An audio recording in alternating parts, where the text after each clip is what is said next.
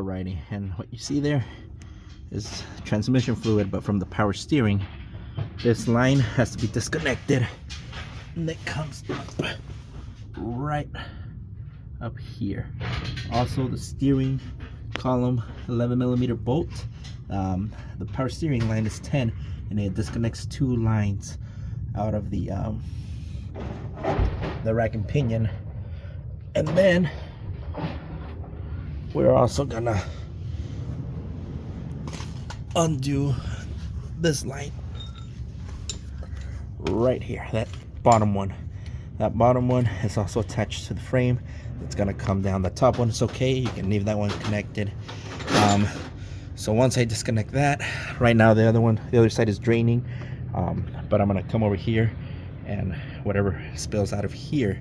Now with that said, all I really have to do is undo the bolts and we should be good. I've already done the transmission, the torque converter bolts, and then I just gotta unplug that before I release anything. Those upper lines, they can be done almost dead last. They're fine. The ones that go the feed and the return line for the transmission, cooling lines, I guess, that could be done towards the end when you're really ready to drop the transmission, so I'm not worried about that.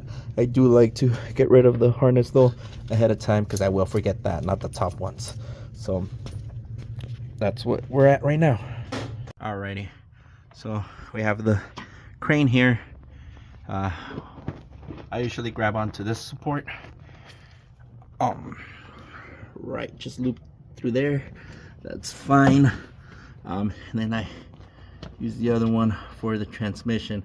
We do want to try and get something further out, but because we have the mount right here, then we have this right here, and that's gonna be okay.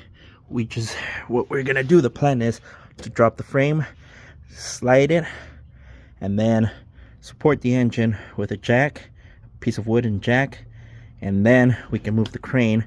We can disconnect the crane from the engine and move it just to the transmission to drop the transmission. That works. That's easy. Another thing we can do once the crane is gone is support the transmission and the engine with different jacks, and we can do it that way. And then the transmission just slips right out, no problem. So just be careful, make sure everything's disconnected. Right now I have everything disconnected that's attached to the frame. Alrighty, so I don't know how much footage, but all the mounts are already taken off. The only thing that may worry me is the hose, the line that's attached to the rack and pinion. It might latch on, but other than that, right now the frame is gonna come out, and it's attached to the engine and transmission are attached to the hoist. So here it goes.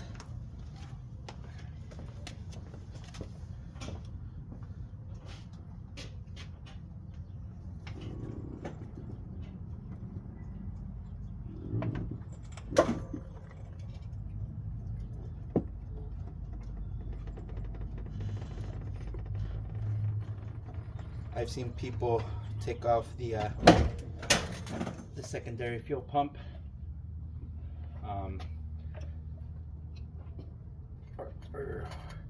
but you can just attach it to that transmission bolt where the exhausts go, and you're good.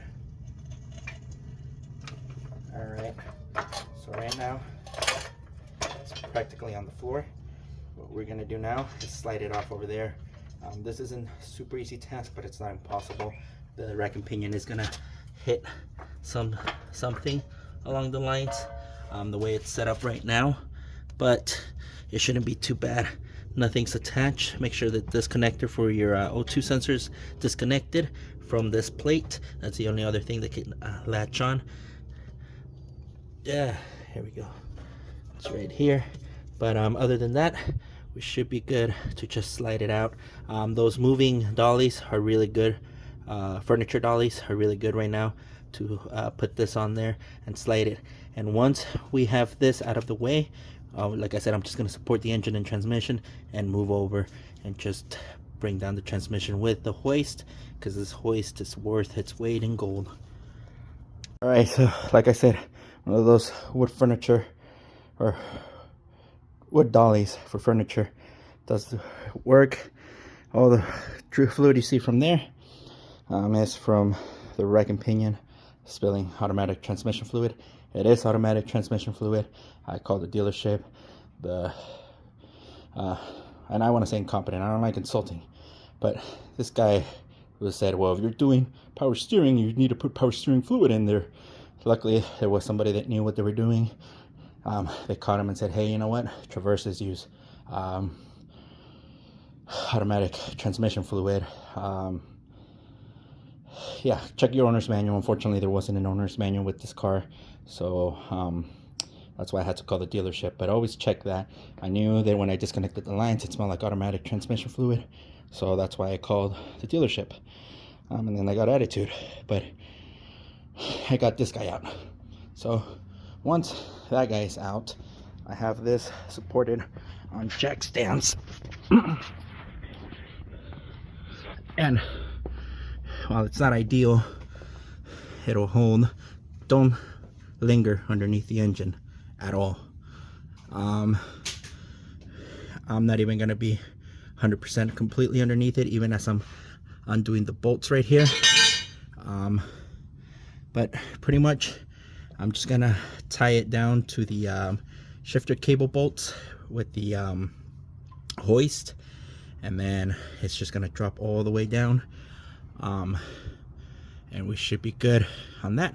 And that's pretty much it. We'll do everything in reverse, but that's essentially it. I will be taking off, now that I have complete access to that, I'm gonna be taking that off and making sure that I get that I fix that, or I might be able to do it on the car. I might not have to take it off, but I am gonna cut off those bolts and put new ones on, kind of like I did with the front one.